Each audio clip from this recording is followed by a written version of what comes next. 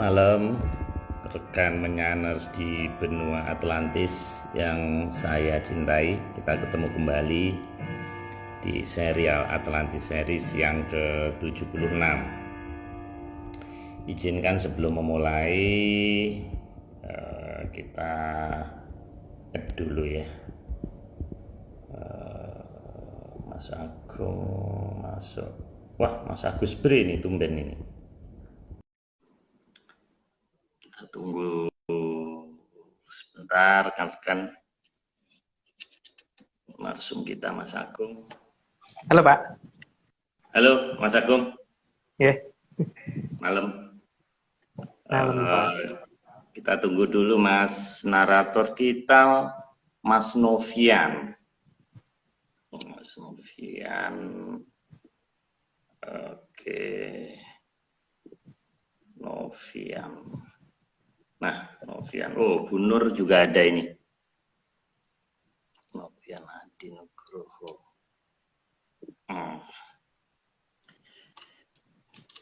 Sebentar, Mas Agung.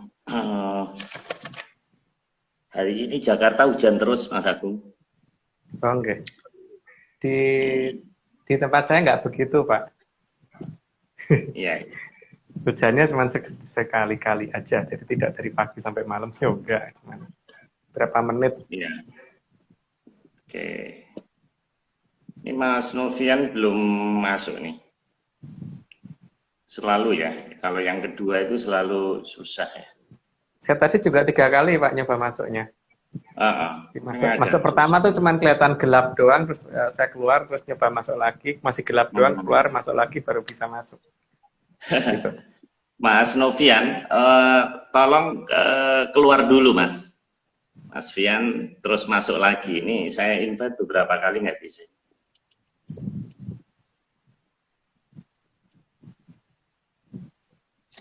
Mas Novian, oke, saya invite ya. Live, Mas Novian, oke. Nah, ini masuk. Nah, halo Mas. Malam Mas. Halo Mas. Halo Mas Agung. Nggih, Kang Dalu. Kang Dalu rahayu. Ayo. Salam kenal Mas Novian. Siap, salam kenal Pak Marius. Oh. Waduh, Mas Novian posisi di panggilannya Mas Vian ya? Iya, nih Mas Vian boleh, Vian boleh. Oh iya. Tapi bukan Novi toh Mas? Ya? Bukan. Kalau Novi boleh nggak Mas? Kebetulan sudah dapat fitnah, bukan Novi tapi Vivi. Vivi. Oh iya, bocorannya kalau lagi melo panggilannya Mbak Vivi. Angel. Beliau ini pinter main gamelan Pak. Pinter main gamelan itu. Termasuk yang ngajarin saya gamelan kalau di Jogja. Oh iya, betul. Sambil nunggu rekan-rekan ya, Mas, kita kenalan. Jadi saya tadi baru lihat Instagram sampean gitu. Mas Fean kan sampean gitu. Nah, itu saya lihat ada suling Mas ya. Nah, konon bocoran menyan yang nyampe telinga saya nih, jenengan nih ahli kendang dan gamelan dan suling. Nah ini bisa kira-kira bisa diperformkan nggak sebentar? Oke, siap. Oke. Putus-putus ya kayaknya gambarnya dia. Gambarnya sih, tapi suaranya enggak sih. Suaranya enggak. Ya. Tapi gambarnya patah-patah. Ini suling. Wah, ini suling emas nih, Mas. Iya, Mas. Ini kalau di Bukek Siansu itu serial Bukek Siansu yang kedua nih, Mas. Bukek Siansu, suling emas. Tapi kalau keterusan nanti jadi cinta bernoda darah itu, Mas. Dan mutiara hitam. Wah, iya kan, itu kan serial Pendekar Pulau Es itu. Nah, sambil nunggunya ada 69 rekan-rekan, kita tunggu performan dari Mas Fean nih. Silakan Mas. Tapi ini Pak Marius, saya tuh ada 4 suling. Nah, ini mau pilih yang mana ini? Yang ini? Yang ini? Yang ini? Apa yang ini? Wedian, salah satu aja yang dipegang aja Mas, yang udah dipegang. Lah itu bedanya apa Mas? Saya nggak ngerti Mas. Gimana? Bedanya apa? 4 suling ini bedanya suaranya atau Nah, kalau apa? Kalau yang ini kebetulan yang paling panjang itu suling Sunda. Tapi yang ketiga ini bisa untuk main suling Bali, suling Jawa, suling Jogja pun juga bisa. Jadi gitu. Wah. Cuma bedanya di nadanya. Wah. Kalau yang di paling... Madiun itu ada namanya suling gading Mas, brem tapi Mas itu nggak bisa ditiup tapi dikemus gitu. Dimakan. Oh, tapi saya suka itu Pak bremnya Pak. Yang paling enak aja Mas, pakai suling yang mana Mas? Gitu. Oke, siap.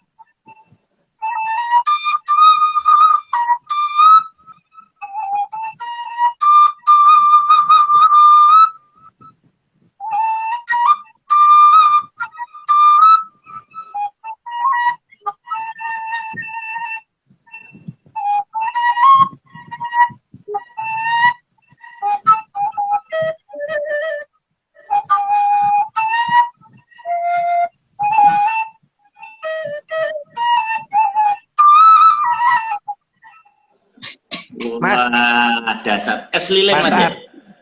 Es lilin. Itu kebetulan gabungan dari suling gaya Jawa, terus ini tadi saya tambahin es lilin, jadi itu tadi bisa main di gaya Jawa, bisa main di Sunda itu tadi. Mas, aku minta satu dong, minta satu dong Mas untuk ini apa namanya si gromilir coba Mas.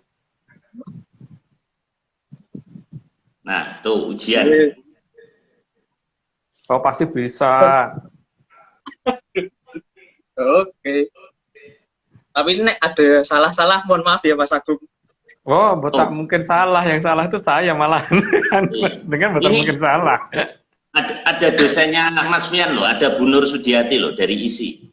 Kan sampean mahasiswa Karawitan tuh, Bu Nur nanti langsung dikasih A, lulus nanti. Siap. A-nya lulus apa A ampun, Pak?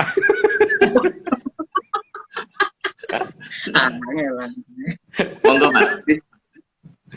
Saya coba ya Mas Agung. Nggih.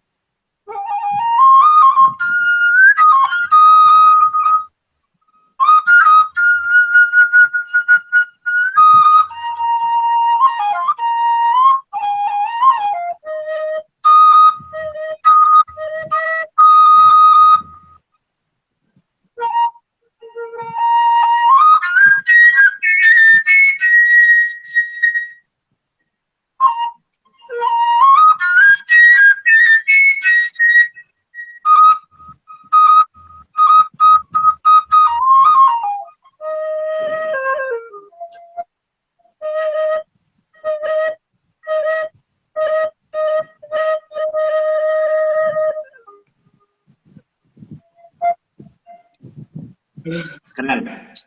Apa Mas Agung? Ya. Itu belajarnya dari mana sih, Mas?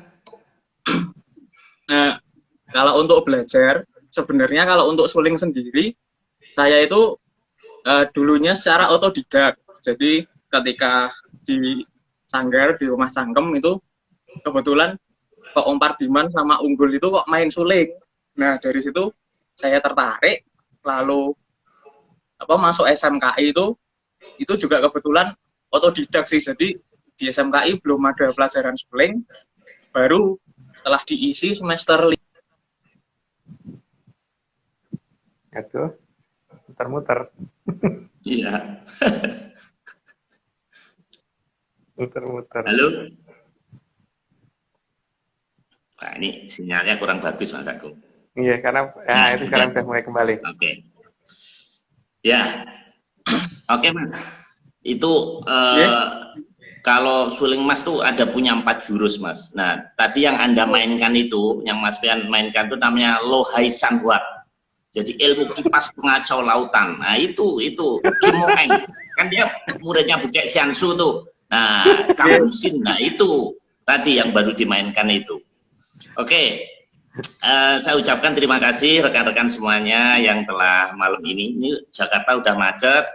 Hujan juga, pasti banyak rekan-rekan yang kebeteng di jalan, jadi mungkin agak berkurang malam ini karena memang cuaca nggak bagus nih.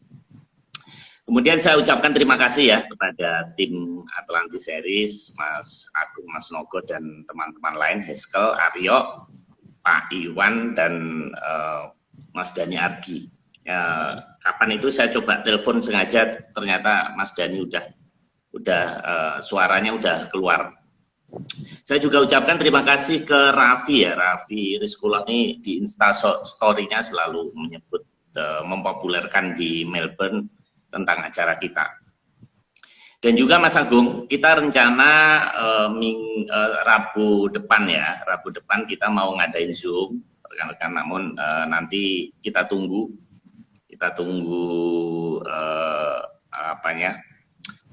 flyernya ya nanti Zoom, tapi tetap jam 9 Mas Agung ya. Ya. Tetap jam 9 tetap, namun formatnya Zoom. Tapi bagi rekan-rekan yang ingin tetap di Instagram juga bisa, tapi nggak bisa tanya kalau di Instagram karena sudah 3-4 bulan. Oke, apalagi Mas Agung ya, saya coba sekilas ya, ada apa ini. Nah, malam ini seri ke-76, Sang Puspa Tajem part 11-11. Kadya Pungkasaning Wilwatikta. Nah, ini ada beberapa rekan yang komentar, katanya ini Wilwatikta yang terakhir. Ada juga dari Bu Sri Murdiningsih ya, di YouTube.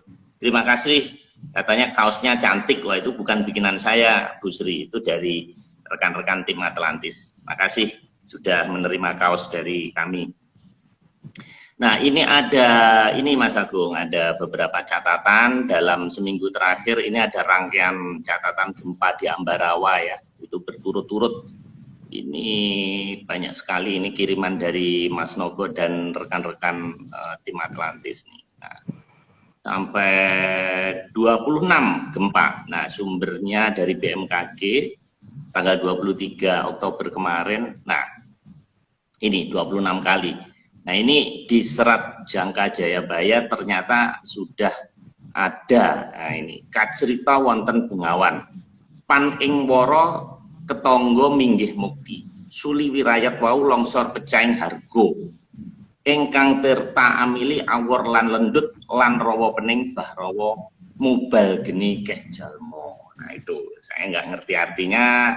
Ya, jangan diartikan, Pak. Jangan diartikan, karena password itu tidak ada artinya.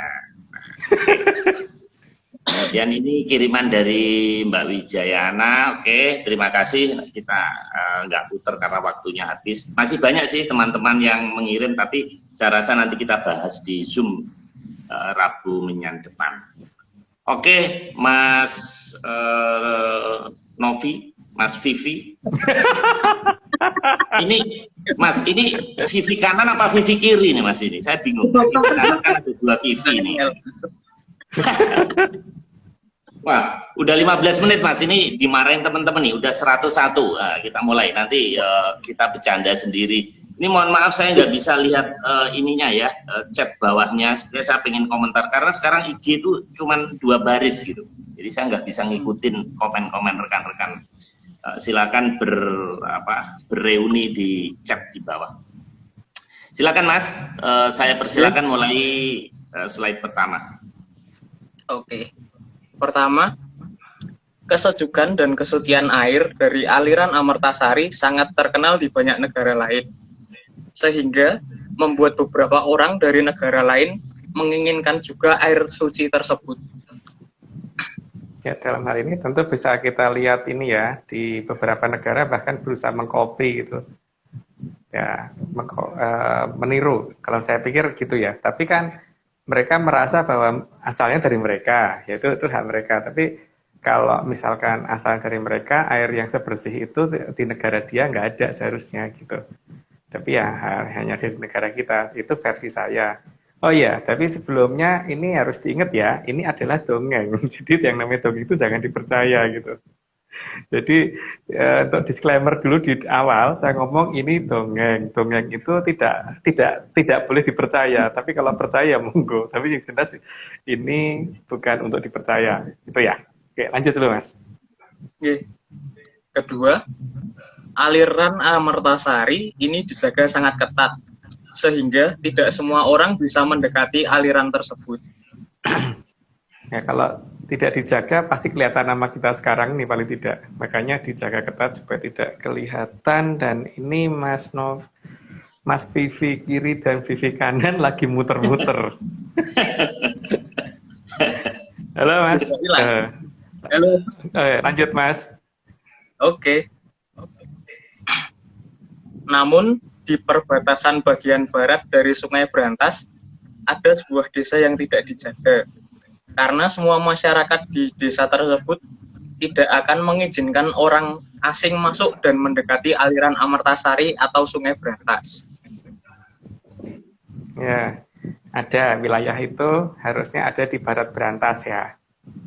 Nah, untuk namanya mungkin di berikutnya, oke, nanti nantinya. Ada satu wilayah ada di Barat Brantas yang nantinya akan daerah itu tidak dijaga karena memang masyarakatnya juga sudah menjaganya sangat ketat. Lanjut, Mas. Keempat, suatu ketika ada seorang utusan yang menyamar menjadi seorang yang dituakan mendatangi desa tersebut. Tentunya mengerikan sekali ya, ini nyari gambarnya. Oke, lanjut. Kayak Pak Marius bukan? Enggak ya? Oh iya. Kalau saya habis IG live, bentuk saya seperti ini, Mas. Oke, lanjut dulu. Oke. Yang kelima, anggap saja nama orang itu adalah Sumundur. Dia sangat ingin mendapatkan air suci dari aliran Amartasari. Karena Sumundur mendengar tentang keberadaan masyarakat di sekitar aliran Amartasari yang menjadi sakti saat bersinggungan atau bersentuhan dengan air suci tersebut. Ini namanya bukan nama sebenarnya. Karena kalau nama sebenarnya nanti tidak jadi rame. Cuman ini jangan dibalik ya. Ini Sumundur jangan dibalik jadi Mundursu gitu ya. Mungkin dilanjut. Yang keenam, maka Sumundur mencoba mendekati salah seorang perempuan yang sedang mencuci baju di kanal sisi barat yang membatasi aliran Amartasari. Sumundur berpura-pura kehausan dan kemudian meminta minum. Nah, itu hanya untuk alasan. Jadi supaya bisa mendekat, kan masih ada kanal yang harus diseberangi lagi kan, dan di kanal itu kebetulan ada perempuan yang sedang menjaga di situ. Ya bukan menjaga sih, lagi nyuci. Pura-pura haus pengen minta minum, tapi dikasih air dari situ nggak mau. Mintanya air yang dari sana. Lanjut dulu Mas. Oke, ketujuh. Di luar dugaan, ternyata perempuan yang dimintai minum tersebut justru marah dan mengusir Sumundur. Ya di luar dugaan kan biasanya orang itu nggak dikasih minta minum gampang. Karena ini masalahnya kan memang ya lucu sih, ada tempatnya sendiri yang untuk sudah disediain buat apa kendi-kendi untuk minum, kok malah minta minum dari air yang dari sebelah yang agak jauh kan, memang ya mencurigakan memang, jadi ya diusir sama perempuan tadi. Lanjut Mas. Ayat ke-8, sambil marah perempuan tadi juga melarang Su mundur mendekati kanal di sisi barat dari aliran Amertasari dan menunjukkan air yang ada dalam kendi di tempat yang dikatakan sebagai papan pengumben atau dijadikan pos untuk tempat minum bagi yang lewat, atau pos papan pengumben. Pengumben dari kata ngombe dalam bahasa Jawa yang artinya minum. Ya, saya nggak tahu tuh nama itu ada apa enggak, tapi yang jelas itu ada di barat Brantas.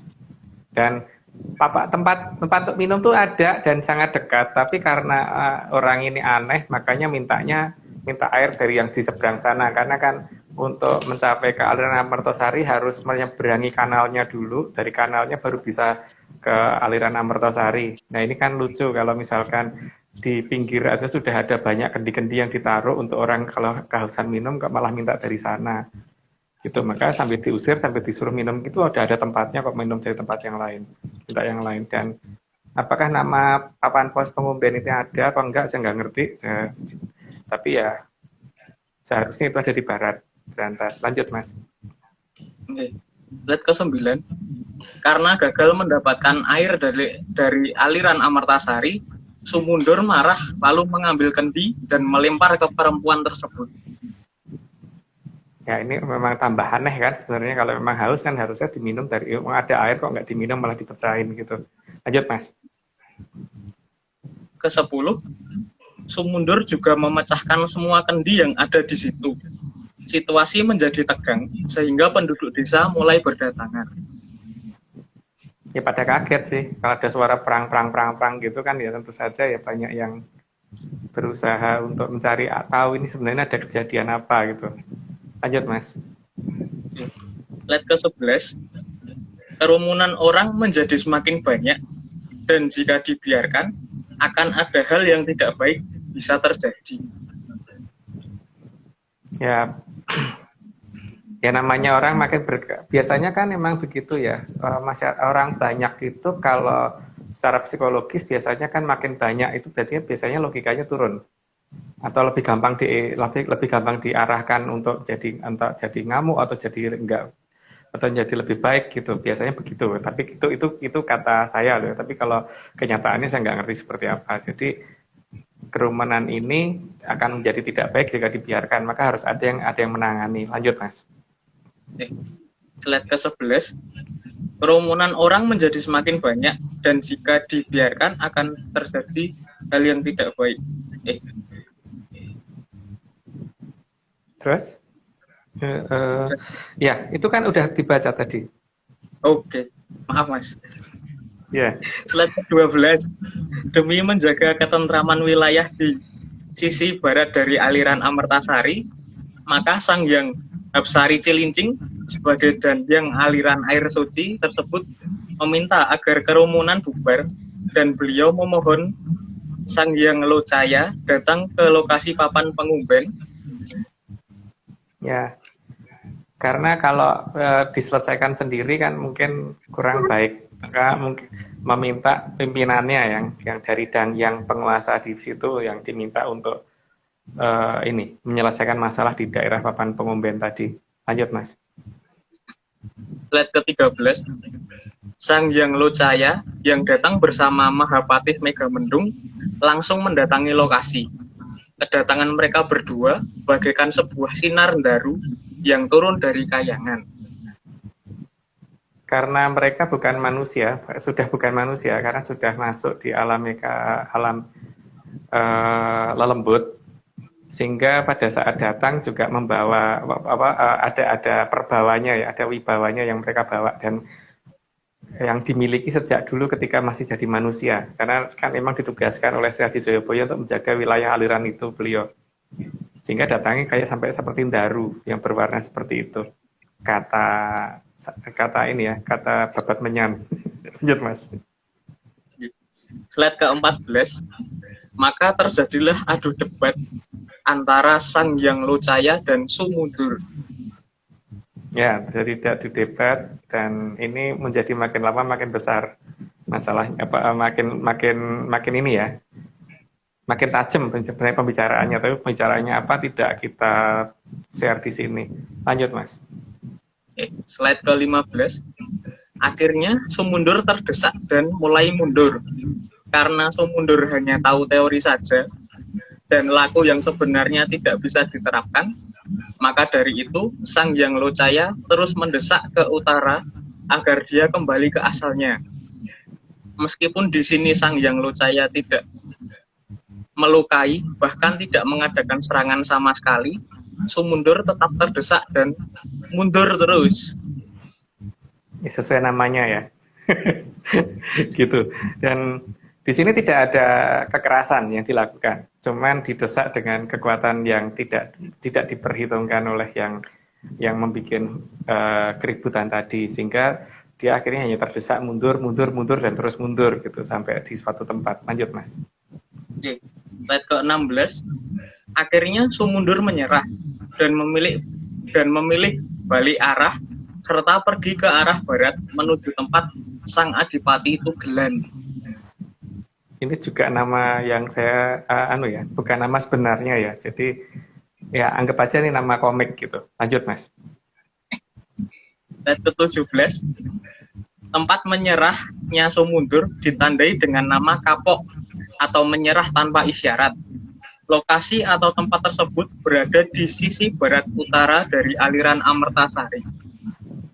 Jadi ada di barat utara karena terdesak terus mundur sampai ke utara, akhirnya menyerah. Dalam bahasa Jawa menyerah itu artinya kapok atau ya. Tapi ya nggak tahu sekarang berubah menjadi apa nama di wilayah itu, apakah masih ada apa tidak, saya tidak tahu. Tapi yang jelas harusnya ada nama daerah yang namanya Kapok. Lanjut, Mas. Ke-18. Sumundur mulai menghasut Raden Tugelan agar mau mengkudeta kerajaan pusat, dan hasutan tersebut berhasil. Posisi kerajaan pusat saat itu terletak di sisi timur dari aliran Amertasari.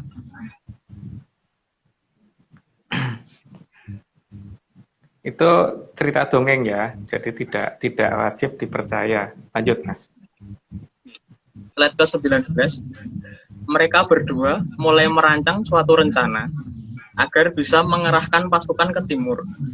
Karena mereka tahu kalau itu akan sangat dilarang, maka mereka merencanakan untuk mengadakan acara ritual khusus yang harus diikuti oleh pengikut dari Raden Tugelan di daerah sisi timur dari aliran Amertasari.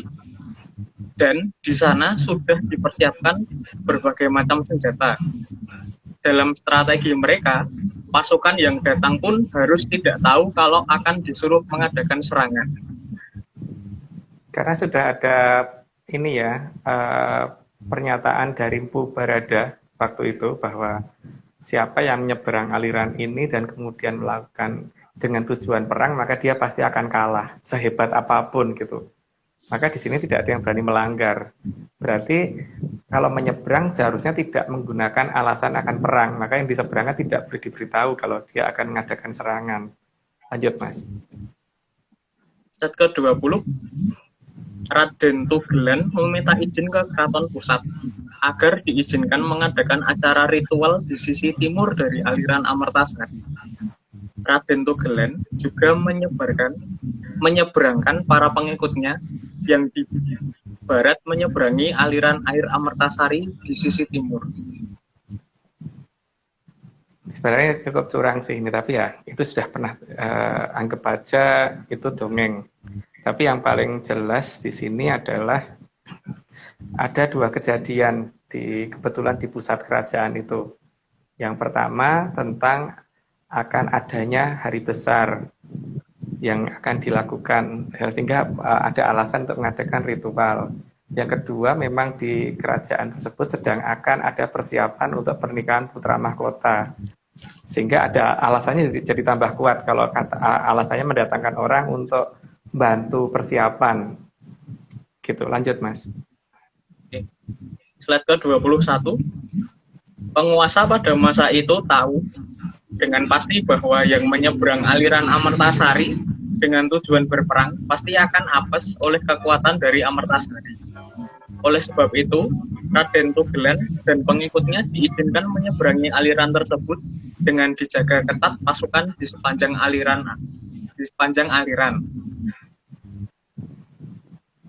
Ya, itu salah langkah yang dilakukan oleh Sang Prabu di waktu itu ya. Sehingga mengizinkan, harusnya kan tidak diizinkan. Lanjut, Mas. Slide ke-22. Sebenarnya hal tersebut sudah diprotes oleh Sang Hyang Lodaya. Tapi sayangnya Sang Mahaprabu tidak awas dan kurang waspada. Sehingga beliau tetap mengizinkan Raden Tugelan menyeberang. Bersama pasukannya ya, bukan hanya Raden Tugelan aja. Jadi di sini sebenarnya sudah ada peringatan, tapi karena dianggap sebagai putra angkat dan memang ada hajatan besar nantinya di sana, maka diizinkan. Walaupun sebenarnya sudah diberitahu oleh Sang Hyang Lodaya yang seharusnya sudah mengerti bahwa ini akan terjadi masalah besar. Lanjut, Mas. Slide ke-23. Ketidaksetujuan dari Sang Hyang Lodaya menjadi terabaikan dan peristiwa ini akan menjadi titik balik dari sebuah kejayaan. Hal ini juga membuat Sang Hyang Lodaya marah dan akhirnya beliau memilih untuk pergi serta tidak menasihati lagi. Karena beliau tahu konsekuensi yang akan terjadi kan, jadi beliau lebih baik pergi daripada bicara juga tidak didengarkan. Lanjut, Mas. Slide ke-24. Sehingga banyak dari pasukan Raden Tugelan yang berhasil menyeberang ke sisi timur dari aliran Amertasari. Ya, itu akhirnya terjadi penyeberangan. Lanjut, Mas. Slide ke-25. Dan seseorang yang berpakaian seperti memakai jas hujan yang memimpin pasukan tersebut. Ya, ada seragam yang aneh memang. Lanjut, Mas. Slide ke-26. Mereka lalu berkumpul di suatu tempat yang sudah ditentukan. Dan di tempat yang sudah dipersiapkan senjata. Untuk selanjutnya, tempat itu dinamakan Papan Bubrah sebagai penanda dari tempat orang yang tidak tahu aturan atau ora enggon atau orang gone. Ya, tempatnya sih tadinya mungkin namanya bukan itu, tapi kemudian menjadi nama seperti itu gitu, orang gon gitu. Lanjut, Mas. Slide ke-27. Di tempat itu juga mereka ditipu agar mau berperang oleh orang yang di daerah tirai bambu. Maka dikatakan sebagai bambu ngapusi. Diapusi bambu ya tepatnya. Diapusi bambu. Oke, lanjut, Mas. Slide ke-28. Rencana penyerangan dilaksanakan bersamaan dengan pernikahan putra mahkota dari keraton pusat. Sehingga pasukan yang datang tidak dicurigai akan menyerang. Selain itu, mereka juga sudah kebal senjata selama 40 hari karena sudah mandi di aliran Amertasari. Karena pada saat mereka menyeberang aliran, saat itu mereka tidak ada niatan untuk berperang, maka sabda dari Amertasari tidak mengenai mereka.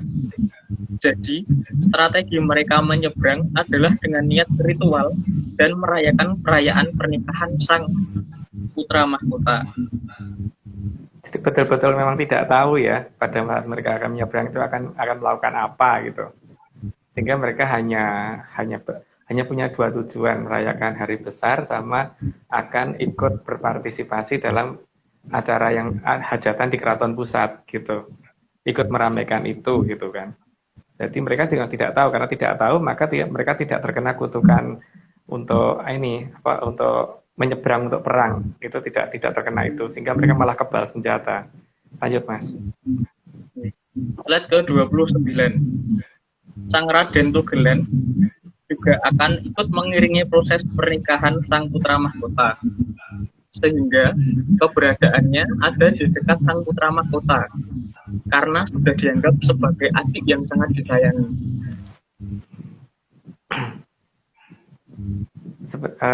Bukan hanya itu sih, tapi senjatanya pun diserahkan ke adiknya karena memang pada saat mengadakan upacara hanya satu pusaka, hanya kerisnya saja yang dipakai di belakang, tapi pedang komando dan sebagainya tidak dipegang sendiri, jadi dipegangkan oleh keluarga kan. Dan salah satu keluarga yang dipercaya sama sang putra mahkota ini adalah adik yang ini gitu. Tapi sebenarnya sudah ada peringatan, tapi ya itu tadi tidak didengarkan. Lanjut Mas. Slide ke-30. Maka terjadilah hal yang mengerikan dari yang seharusnya menjadi saat atau peristiwa yang sangat membahagiakan di kerajaan tersebut. Peristiwa mengerikan di hari itu mengakibatkan sang putra mahkota teraniaya di lokasi dan pusat kerajaan mulai diserang dari dalam. Itu cerita ya, jadi jangan kebenaran gitu. Karena tapi ada satu cerita yang mirip, tapi tidak di wilayah mendekati Amartasari ya. Ada di wilayah dekat Jawa Tengah, tapi ya, di daerah mana saya lupa itu. Yang jelas ada nama ketawang-ketawangnya gitu. Kalau nggak ada ambar-ambarnya gitu. Dan di sini ini cuma satu cerita, jadi ya anggap aja dongeng aja gitulah. Oke, lanjut Mas.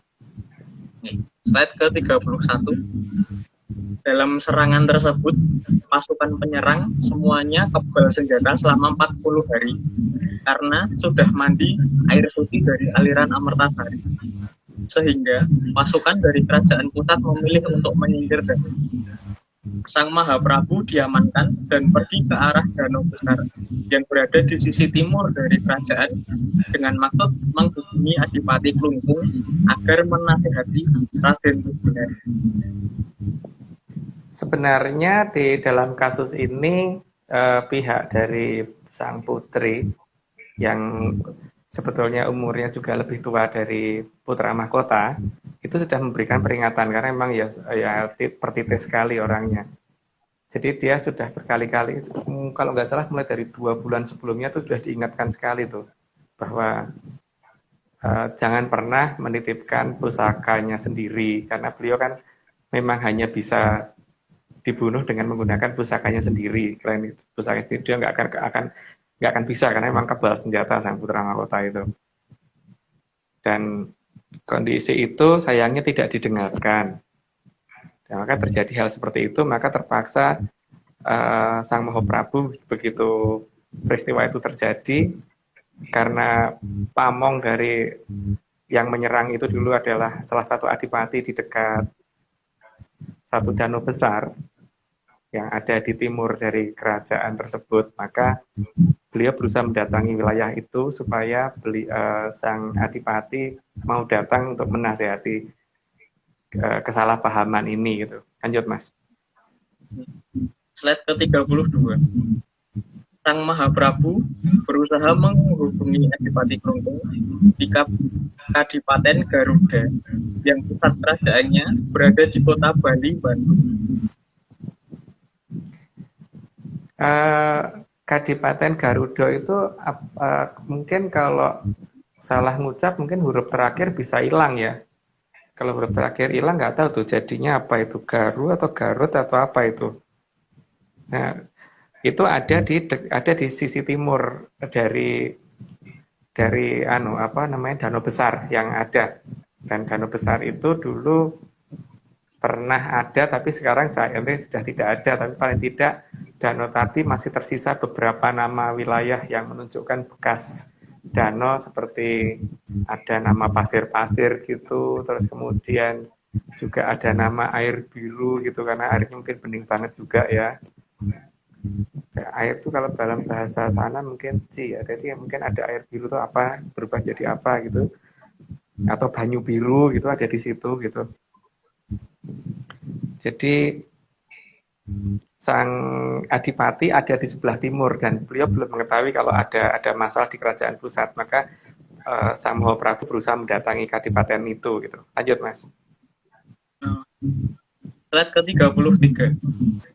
Namun sebelum menyeberang ke Kadipaten Garuda, sang Mahaprabu berhasil ditemukan oleh sang Jogokali. Akibat salah bicara, maka Kilurah Sabdopalon marah. Beberapa ucapan kemarahannya keluar, sehingga di situ menjadi daerah yang dijadikan pusat perjanjian dengan nama Suara Hyang, dan karena salah artikulasi menjadi nama Soreang. Kemarahan seorang dewa, maka dewa kan dalam bahasa Sanskerta atau bahasa Kawi atau bahasa Jawa kadang disebut sebagai Sanghyang. Maka ucapan-ucapan beliau itu diabadikan menjadi daerah yang dinamakan daerah Suara Hyang. Dan memang oleh orang di daerah tersebut, saya dulu diberitahu bahwa nama wilayah itu memang dari kata Suara Hyang, tapi kemudian nggak tahu kenapa berubah menjadi nama itu gitu tadi kan. Dan sampai dengan sekarang tempat perjanjiannya kan diabadikan menjadi suatu daerah yang dimonumenkan, yang kemudian monumen tadi ditimbun, sehingga dikatakan monumen tempat terjadinya suatu peristiwa atau monumen lalakon. Lanjut Mas. 34. Di tempat tersebut Sang Mahaprabu membuat surat ke seluruh putra-putranya. Lanjut Mas, belum.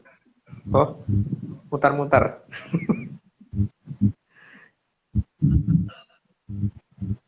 Halo. Karena mereka kebal semua senjata, Sang Mahaprabu tidak mau semua putranya celaka. Ya di situ maka membuat suatu surat untuk melarang, jadi semuanya pada dilarang semua untuk mengadakan serangan balik gitu kan. Dan surat itu kemudian akhirnya dikirim. Lanjut Mas. Surat ke-35. Surat tersebut dikirimkan, dan semua putra-putra yang menerima surat tersebut memberi nama daerah itu dengan nama Dawuhan, sebuah perintah dari sang orang tua yang harus diikuti. Dalam bahasa Jawa dan bahasa Kawi, perintah itu berarti dawuh. Nah, dawuh itu kalau diberi dawuh karena dawuh yang sudah diberikan itu kan dikatakan dawuhan, kedawuhan atau mendapat suatu perintah itu kedawuhan. Dan dawuh itu kalau dari seorang Mahaprabu itu berarti tidak akan ada tawar-menawar, jadi harus hanya diikuti atau ya hanya harus diikuti gitu kan. Dan para putra ngerti persis bahwa maksudnya beliau itu tahu kalau misalkan ini diadakan serangan di saat ini tidak baik, yang terjadi mungkin tidak baik, maka diminta untuk menunggu waktu di saat yang tepat gitu, sehingga akhirnya mereka merasa mendapatkan perintah dan mereka kemudian mengurungkan untuk mengadakan pukulan balik dan menunggu waktu yang tepat gitu Mas. Mau dilanjut. Slide ke-30. Maka para putra dari berbagai wilayah menunggu dengan waspada dan akan mengadakan serangan balik di hari yang ke-40.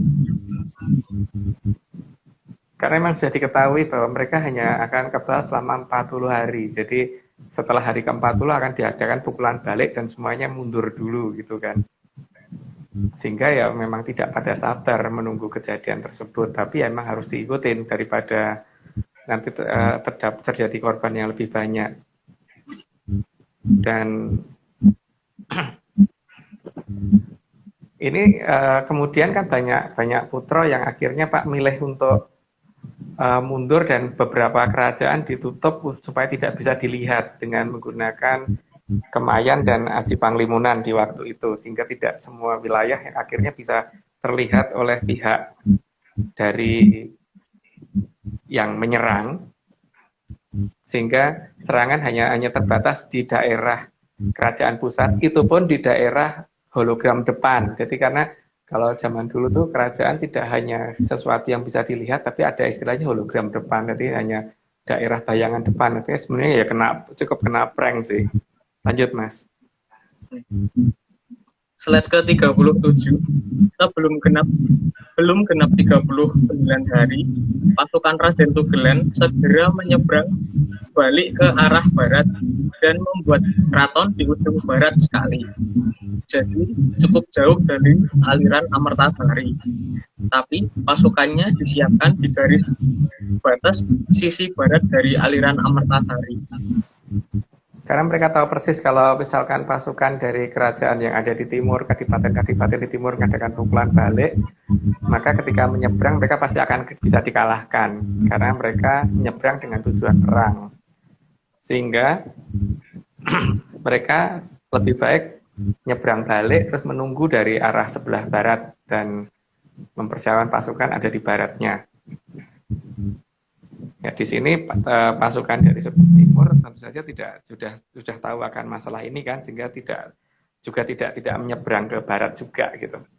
Lanjut dulu Mas. Slide ke-38. Maka setelah genap 40 hari, tepatnya di hari ke-41, pasukan dari timur bergerak maju menuju pusat kerajaan. Karena melihat bahwa ternyata mereka sudah ada di seberang barat, jadi tidak jadi diadakan serangan, tapi yang terjadi adalah penutupan beberapa kerajaan yang masih tersisa dan beberapa wilayah yang dianggap berharga supaya tidak bisa dilihat. Karena memang mereka punya kemampuan itu gitu, punya sistem kamuflase yang tidak seperti orang zaman sekarang. Jadi betul-betul mempunyai sistem kamuflase yang bisa menutup total sehingga tidak orang bisa kelewatan atau tidak bisa melihat wilayah itu. Itu yang mereka lakukan akhirnya. Lanjut, Mas. Slide ke-39. Namun, pasukan dari para putra Sang Mahaprabu tidak menemukan keberadaan satupun pasukan dari Raden Tugelen dan hanya menemukan puing-puing dari sisa perang besar di daerah yang masih merupakan hologram dari kerajaan pusat, yang artinya keraton pusat belum tersentuh sama sekali. Ya, keraton pusat yang saya maksud ini adalah keraton pusat yang ada di sebelah selatan Cibubur ya. Jadi bukan keraton pusat yang ada di mana gitu. Jadi itu belum tersentuh dan berhasil disembunyikan atau ditutup supaya tidak kelihatan lagi. Sehingga kalau mereka akan mengadakan serangan ulang, maka mereka tidak akan bisa nyerang dengan tidak mengetahui koordinat tepatnya karena wilayah itu berubah menjadi kalau mendekati wilayah itu orang akan berubah pandangan. Gitu Mas, lanjut Mas. Slide ke-40. Raden Tugelen tidak sadar bahwa Sang Mahaprabu mengantisipasinya. Maka beliau memposisikan keraton hologram di depan keraton pusat sehingga seolah-olah penyerangan berhasil dan keraton Keprabon disabda menjadi pusaka Keprabon disabda menjadi beliau. Maka seolah-olah beliau pun berhasil dijadikan tawanan. Dalam cerita dongeng seperti itu ya. Dongeng. Jadi ini anggap aja cerita dongeng gitu, bahwa beliau dijadikan tawanan. Sebenarnya beliau bergerak ke timur ketika dianggap ketika tadi ketemu sama yang Joko Kali, sebenarnya beliau tetap bergerak ke timur tapi bukan ke Klungkung, tapi ke suatu wilayah yang ada lebih di timur lagi gitu. Dan wilayah itu mungkin belum bisa kita sebutkan saat ini karena sedang dalam penelitian kita. Lanjut Mas. Slide ke-41.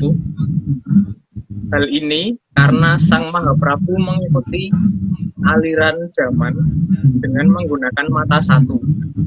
Sang Mahaprabu tahu bahwa jangka memang harus berjalan dan tidak mau melawan Sang Hyang Kotowinangi. Terus? Sampun Mas. Oh iya, saya salah baca Mas. Tak kira 42 ternyata 41. Yeah. Ya memang beliau orang yang sangat mengerti ini karena memang leluhur juga sudah memberikan patokan-patokan berupa serat-serat kuno yang untuk di Pustaka Raja Purwa, di beberapa jongko dari para leluhur dari sebelum beliau itu sudah diberikan patokan bahwa besok akan terjadi ini gitu. Cuman ya yang namanya manusia ada tidak waspadanya ya. Dan sebenarnya juga sudah mendapat peringatan juga dari Sang Hyang Losoyo. Sehingga tetap ada korban tadi. Tapi walaupun gitu karena putra mahkota itu ketempatan Aji Poncosono ya tetap tidak meninggal, tapi tetap ada bagian yang hilang dari badannya beliau gitu. sehingga harus dibawa ke timur. Harus dibawa ke timur untuk untuk nantinya beliau supaya bisa kembali lagi di zaman yang berbeda gitu, di garis waktu yang berbeda. Lanjut, Mas. Slide ke-42. Maka setiap prediksi dari Sang Mahaprabu cukup akurat. Cuma sayangnya Sang Putra Mahkota tidak mau mendengar seluruh perkataan beliau. Sehingga acara yang seharusnya bisa menjadi kebahagiaan berubah menjadi tragedi yang lalu dikenal dengan nama tragedi Loro Donya. Ya, karena suatu hal yang harusnya jadi suatu kebahagiaan jadi tragedi sih di situ.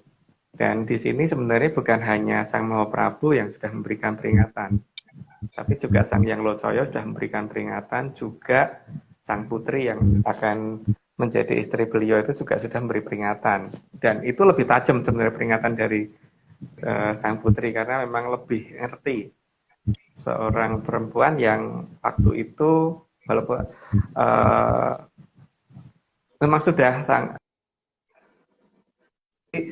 beliau tidak terkena prematur aging, Pak Maris muter-muter tidak terkena prematur aging karena memang sangat mengerti bagaimana zaman itu berjalan, sehingga beliau juga bisa mengerti bagaimana mempertahankan diri supaya tidak menua dan tetap pada wajah di usia yang menjadi titisannya Betari Kanastren gitu, di usia dia segitu gitu. Sehingga tetap cantik dan tetap muda dan tidak terlihat tua, tapi kemampuan yang luar biasa sekali. Lanjut, Mas. Slide ke-43. Sampun celak ing wanci Sang Para Pentana arsa andamel bilang kencanane kamulyaning ing Tribhuwana. Kalau ini tidak diterjemahkan ya, karena ini hanya untuk pernyataan dari saya kepada yang memberitahu saya bahwa sudah diceritakan di sini, dan semoga cerita itu tidak didengar orang gitu. Tidak diperhatikan, karena saya pikir juga tidak begitu, tidak harus diikuti sih. Jadi ini cuma dongeng gitu ya. Gitu, Mas. Oke, Pak Marius, ini sudah sampai 43, berarti gambar berikutnya itu kita selalu mengingatkan bahwa memang sudah ada dalam Serat Jongko itu bahwa besok akan ada yang namanya Kumambange Watu Hitam dan Sileme Prahu Gabus, dan akan munculnya 3 kerajaan besar, maka dilambangkan dengan 3 tangan itu. Dan yang penting berhati-hati ya dengan yang namanya Daru Beksi, karena dahulu Kang Tumekeng ing tanah Jawa nonoran sansaya dangu sansaya andodro itu sudah menjadi sabdane para luhur. Tapi ya itu tidak untuk nakut-nakuti masyarakat ya, jadi hanya untuk supaya bisa eling lan waspada. Jadi supaya bisa waspada dengan apa yang akan terjadi, dan semoga bisa berjalan seperti apa yang sudah direncanakan leluhur gitu. Gitu, Pak Marius. Oke. Makasih Mas Agung. Loh, balik lagi. Ya. Mas, ini saya sambil invite nih yang ngawur ini. Siapa tahu bisa masuk, ini saya random. Karena beberapa kali kan kemarin nggak bisa ya. Saya mau tanya ke Mas, bukan tanya, ada saran ini dari ada yang menyarankan saya.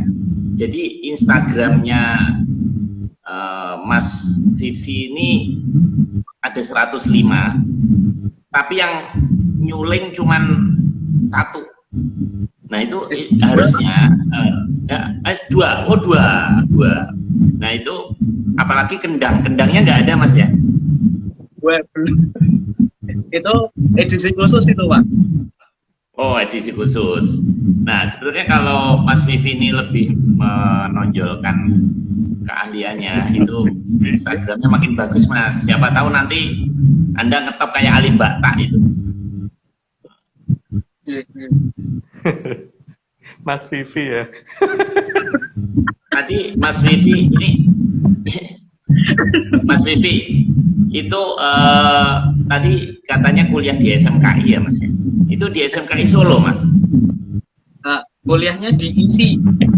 Enggak, yang dulu sekolahnya. Oh iya, di SMKI.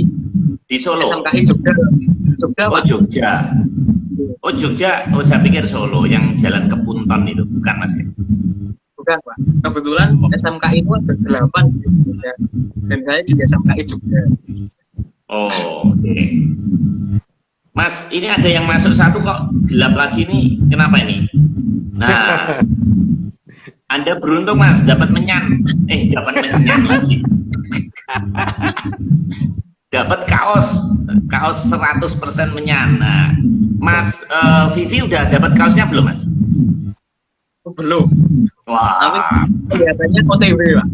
Oh iya, ya ini ukurannya besar nih. Nah ini Mas siapa nih? Untung Jati tadi Mas ya, betul ya? Iya. Ini termasuk salamnya. Oh salam. Ini jenengan itu sudah 1 tahun juga saya amati akun jenengan itu selalu ini ya ikut ya. Jadi memang sudah selayaknya. Sudah ke 76 baru kali ini dapat kaos Mas. Tapi ya itu lebih mahal pulsanya daripada kaosnya. Kaosnya 80.000, pulsanya udah habis ratusan ribu Mas ya. Nah, coba ada narasumber kita Mas Entung. Silakan kalau ada pertanyaan. Mas Entung posisi di mana? Kang Entung. Saya di Pati Pak. Pati.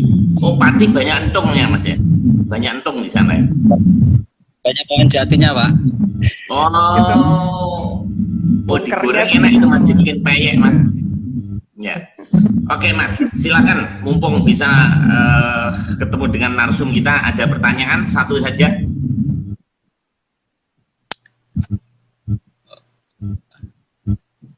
Pertanyaannya mungkin saya ikut aja. Ada pertanyaan Pak. Asmani pun Suter Mas. Aslinya namanya siapa Mas? Mas Entung Jati itu, kalau boleh tahu. Aslinya namanya Mas Yoko. Yoko. Kayak ini pendekar Yoko itu ya. Oh iya. Yoko Ono. Sintio Hablo ya. Apa namanya Pak? Yang pendekar Raja Wali Sakti itu. Oh iya. Iya, Yoko ya. Itu. Yang di Indonesia Andi itu Lau. Pak. Andi Lau. Iya. Saya Adi. Nah ini Mas Yoko ini kok tertarik terhadap event kita ini kenapa Mas? Apa ada ketertarikan terhadap Atlantis ini kenapa? Karena gini Pak, kebetulan kan saya juga belajar tentang ajaran leluhur. Ajaran leluhur itu bagaimana sih? Kita harusnya bagaimana sebagai orang Jawa, orang Nusantara itu harus bagaimana? Nah, kebetulan dulu banget sudah ngikut Turang Goseto, apa namanya YouTube-nya, terus waktu itu ada pas Mas Agung sama waktu apa ya Maya kalau nggak salah. Yang itu terus akhirnya tak ikut terus. Terus itu tak ikutin terus sampai tak cari-cari websitenya tentang Progoseto gitu. Terus itu kok ketemu lagi di Atlantis Series. Jadi penggemar setia sama Boto Agung. Oke, Mas. Terima kasih Kang Yoko. Anda sudah bisa jadi narsum. Coba ngelamar ke Bu Nur, ngambil doktor di ISIL, nanti langsung bisa nanti itu. Anda udah bisa menceritakan itu apa namanya teori-teori itu sudah bisa dokter Mas. Nah, nanti bisa ngalahin Mbak Vivi nanti. Mbak Vivi kan masih S1. Nah, nanti langsung ngelamar ke Bu Nur jadi S3. Oke, makasih ya Mas Agung. Jadi kita tetap Zoom ya Mas Nogo. Kita Rabu depan rekan-rekan nanti tunggu judulnya apa. Dan nanti saya minta ini transkrip apa summarize press release untuk media. Oke, saya rasa cukup Mas Agung, Mbak Vivi dan Kang Yoko. Terima kasih. Ini saya udah ngantuk ini malam ini dingin sekali dan saya belum makan juga. Gitu. Jadi mungkin mau kerokan ini Mas, gitu mau udah dunia orang Jawa kalau nggak kerokan nggak enak bener nih, belum diakui. Oke, Mas, jam 10 waktu bertentang rekan-rekan semuanya ada 113.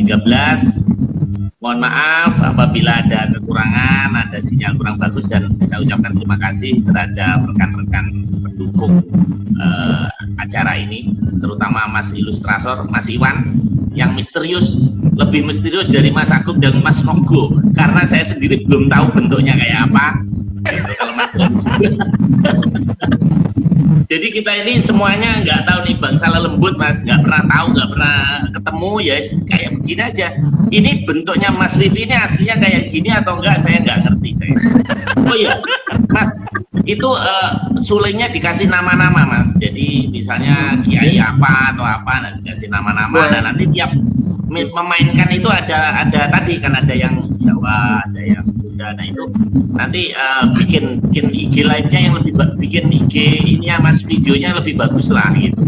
Itu udah sayang kan nggak semua orang bisa gitu Mas. Oke. Tapi ya, ketoknya untuk penamaan saya harus tanya sama Mas Agung juga gitu. Oh iya, iya harus lewat menyan itu Mas gitu. Oke, makasih. Nanti mata kuliah karawitan kita kasih A buat Mas Vivi. Terus selamat malam Mas Yoko, Mas Agung, kita ketemu Zoom Rabu menyan.